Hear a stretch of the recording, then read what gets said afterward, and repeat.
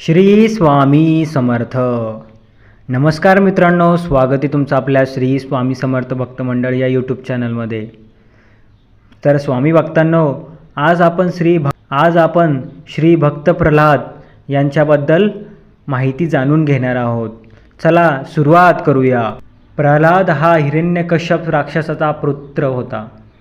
प्रल्हादाबद्दल सांगण्यापूर्वी हिरण्यकश्यप व त्याचा बंधू विषयी सांगणे क्रम प्राप्त आहे. हे दोघे बंधू दोघांचे विशेषतः विष्णूचे कट्टर शत्रू का होते? महाविष्णूने जय आणि विजय असे दोन द्वारकारक्षक नेमले होते. त्या दोघांना वाटत होते आपण स्वर्गाचे द्वारकारक्षक, शिवाय श्री विष्णूंच्या खास मर्जीने आहोत.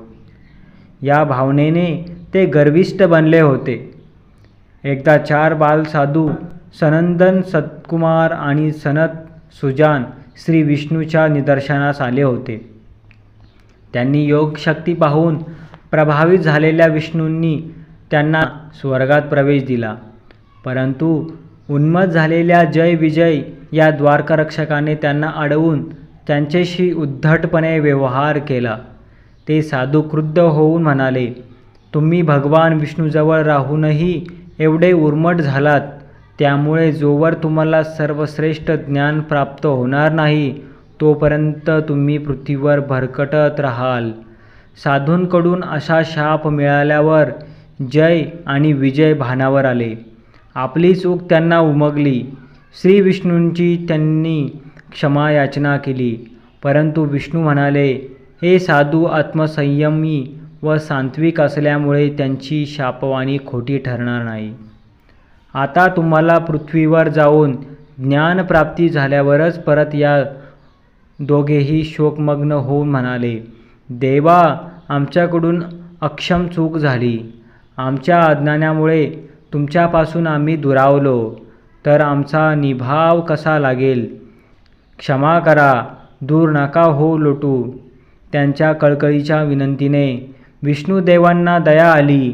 त्यांच्या सहवासात येण्यासाठी 7 जन्म प्रतीक्षा करणार की 3 जन्म शत्रुत्व पत्करणार हे तुम्ही ठरवा. देवा, तुमचा हात 7 जन्म विरह सहन करण्यापेक्षा तुमच्या सान्निध्यात लवकर यायचे तर शत्रुत्व पत्करण्यास तयार आहेत. ओम तथास्तु. त्यानंतर जय आणि विजय स्वर्गातून पृथ्वीवर हिरण्यकश्यप व हिरण्याक्ष रूपाने महाविष्णूचे शत्रू म्हणून जन्माला आले. नंतर त्रेतायुगात रावण व कुंभकर्ण म्हणून जन्माला आले. तेव्हा विष्णूचा अवतार रामाच्या हातून त्यांना मृत्यू आला. द्वापारयुगात ते शिशुपाल व दंतवक्राच्या रूपात प्रकटले. तेव्हा भगवान श्रीकृष्णाने त्यांना वधले आणि याप्रमाणे दोघेही त्या साधूंच्या शापातून मुक्त झाले. ज्यावेळी हिरण्याक्ष व हिरण्यकश्यप जन्म झाला त्यावेळी सर्व देव भयभीत झाले. ही दोन्ही मुले अतिशय धिप्पाड व दष्टपुष्ट होती. हिरण्यकश्यपपेक्षा त्याचा लहान भाऊ हिरण्याक्ष अधिक बलवान होता. एकदा हिरण्याक्षाने स्वर्गावर स्वारी केली. त्यावेळी सर्व देवगण भीतीने लपवून बसले. त्याने वरुणदेवाला युद्धाचे आवाहन केले. वरुणदेव म्हणाले, माझ्याशी युद्ध करण्यापेक्षा भगवान विष्णूशी लढाई कर. हे ऐकून हिरण्याक्ष विष्णूंना शोधू लागला. राक्षसांचा राजा हिरण्याक्षाला आपल्या शक्तीचा गर्व झाल्यामुळे विभुव नांत असल्यापेक्षा कोणीच श्रेष्ठ नाही ही त्याची दृढ समजूत झाली. देवांना तुच्छ समजू लागला. आपणच देव आहोत, आपलीच पूजा सर्वांनी करावी. विष्णूंची पूजा करण्याचा तो अतिशय छळ करून नंतर त्यांना मृत्यूदंड देत असे. साधू संत ऋषी मुनींनी तो भयंकर हाल करू लागला. आबालवृद्ध सज्जन लोक त्यांच्या त्रासाने त्रस्त झाले होते. संपूर्ण धरतीला त्याने त्राही त्राही करून सोडले. सर्वजण परमेश्वराचा धावा करू लागले. देवांना विनवू लागले. उत्तम झालेला हिरण्याक्ष पृथ्वीवर अत्याचार करत करत इंद्रलोकात गेला. त्याला बघून सर्व देव पळून गेल्यामुळे तो विष्णुलोकात गेला. त्यावेळी विष्णुदेव ध्यानस्थ बसलेले होते. त्यांचे ध्यानमग्न करण्यासाठी त्यांना आव्हान देत म्हणाला, हे विष्णू, तू स्वतःला या विश्वाचा पालनहार समजतोस ना? पृथ्वीचा सर्व भार तूच वाहतोस ना? स्वतःचा मोठा शक्तिशाली समजतोस ना? उठ आणि माझ्याशी मुकाबला करून दाखव तुझी शक्ती. हिरण्याक्ष जोराने भगवान विष्णूंना लढण्यासाठी आव्हान देत होता. विष्णुदेव मात्र शांत आणि एकाग्रतेने ध्यानमग्न होते. हिरण्याक्षाचा आवाज त्यांना ऐकूच येत नव्हता. हिरण्याक्षाने ललकारून सुद्धा विष्णुदेव काहीच प्रतिक्रिया देत नाहीसे बघून तो अतिशय चवताळला. सर्वांगांशी लाही होऊ लागली. चिडून म्हणाला, ज्या पृथ्वीचे तू पालन करतोस तीच पृथ्वी मी समुद्रात फेकून देतो. हिरण्याक्षाने पृथ्वी समुद्रात फेकून देईन म्हटल्यावर सुद्धा श्री विष्णूंनी त्यांच्याकडे दुर्लक्ष केल्यामुळे त्याचा संताप अनावर झाला आणि त्याने खरोखरच पृथ्वी हातात घेऊन गोल विश्वसागरात फेकून दिली. पृथ्वी माता विश्वसागरात गोल गोल बुडू लागल्यामुळे ती करुणेने विष्णुदेवांचा धावा करत म्हणाली, हे भगवंता, हे विष्णुदेवा, रक्षण कर. मी बुडली तर साऱ्या प्राणीमात्रांचाही विनाश होईल. देवा, दया करा. मला या पृथ्वीला वाचवा. देवा, या पृथ्वीला वाचवा. पृथ्वी माता धावा करत गटांगळ्या खात विश्वसागरात बुडवू लागली. पृथ्वी मातेची विनवणी व धावा घेऊन विष्णुदेव समाधीतून बाहेर आले आणि त्यांनी मोठा उच्छ्वास टाकला. त्यातून एक मोठा प्राणी बाहेर आला.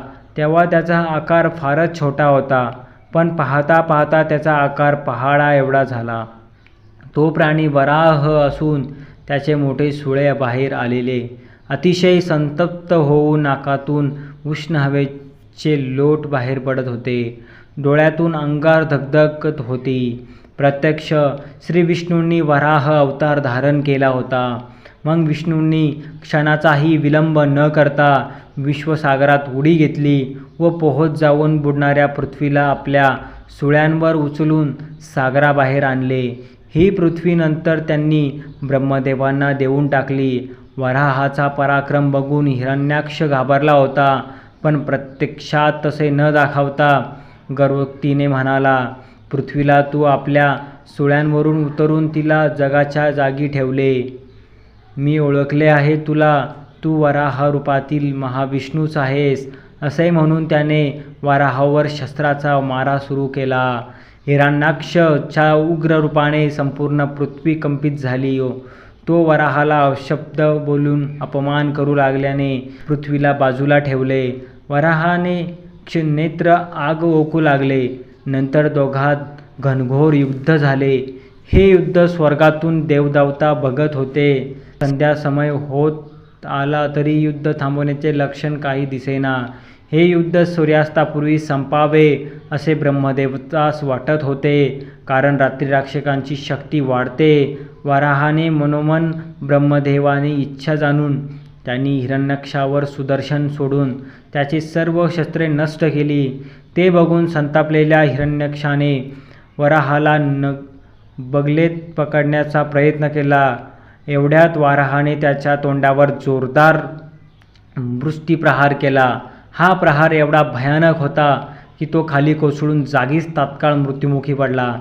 वराहाने पृथ्वीला सुरक्षित तिच्या जागेवर नेऊन ठेवले. या वराहरूपातील विष्णूच्या चौथ्या अवताराचे सर्व देवतांनी स्वर्गातून फुले उधळून जय जयकार सुरू केला. त्यांचे स्वागत केले. हिरण्याक्षाच्या मृत्यूमुळे त्याची पत्नी वृषधावनीमुळे आई दितीदेवी फार दुःखी झाले. हिरण्यकश्यप सर्वांचे सांत्वन करून धीर देत म्हणाला, मृत्यू अटळ आहे. शोक करणे व्यर्थ आहे. माझा भाऊ हिरण्याक्ष पराक्रमी होता. लढता लढता त्याला विरोचित मरण आल्यामुळे त्याच्या मृत्यूचा शोक करू नका. वरवर हिरण्यकश्यपने इतरांचे जरी सांत्वन केले, पण मनोमन आपल्या अतिशय दुःख झाले. या घटनेमुळेही तो विष्णूंचा द्वेष करीत होताच, आता तर त्याला विष्णूचं नाव काट्याप्रमाणे सलत होते. विष्णूंचे नुसते नाव कानावर पडले तरी त्यांचे रक्षण खळखळत होते. त्याने आपले सेनापती इल्बल व नमुचीला बोलावून शक्य तेवढ्या लवकर विष्णू भक्तांना ठार करण्याचे आदेश दिले. हिरण्यकश्यपच्या आज्ञेनुसार त्याच्या सेनापतींनी वेचून साऱ्या विष्णू भक्तांना त्रास द्यायला सुरुवात केली. देवभक्तांची घरे नगरे उद्ध्वस्त करून भस्मसात केली. मंदिरे जमीनदोस्त केली. राक्षसांच्या आसुरी अत्याचाराने अनदिस्त छळाने सर्व भक्तजन त्रस्त झाले. हिरण्यकश्यपच्या वधामुळे हिरण्यकश्यपू फारच चवताळला. हिरण्य क्षणानंतर त्याला राक्षसाब्जपद प्राप्त झाले. विष्णू देवतांनी आपल्या भावाला ठार केले. त्याचा सूड विष्णूंना पराजित करून कसा घ्यावा हा विचार रात्रंदिवस करूनही काही सुचत नव्हते. विष्णूंवर विजय मिळवण्याचा असेल तर काहीतरी असे कठोर कर्म करायला हवे ज्यामुळे आपल्याला अमरत्व प्राप्त होईल आणि सापडल काही ब्रह्मदेवताचा प्रसन्न करण्यासाठी कठोर तप करण्याचे त्याने ठरवले. त्यानुसार मंदिरा पर्वतावर जाऊन घोर तपश्चर्या सुरू केली.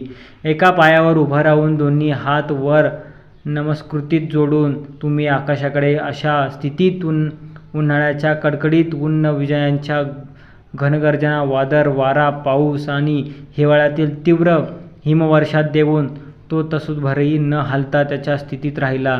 त्याच्या तपस्येत अनेक विघ्ने आली पण ओम ब्रह्मदेवाय नमः हा अखंड जप सुरूच होता. तर स्वामी भक्तांनो, पुढचा भाग लवकरच आपल्या चॅनलवरती येणार आहे. तोपर्यंत तुम्ही चॅनलला सबस्क्राईब करून घ्या आणि कमेंटमध्ये श्री कृष्ण श्री स्वामी समर्थ लिहायला विसरू नका. धन्यवाद.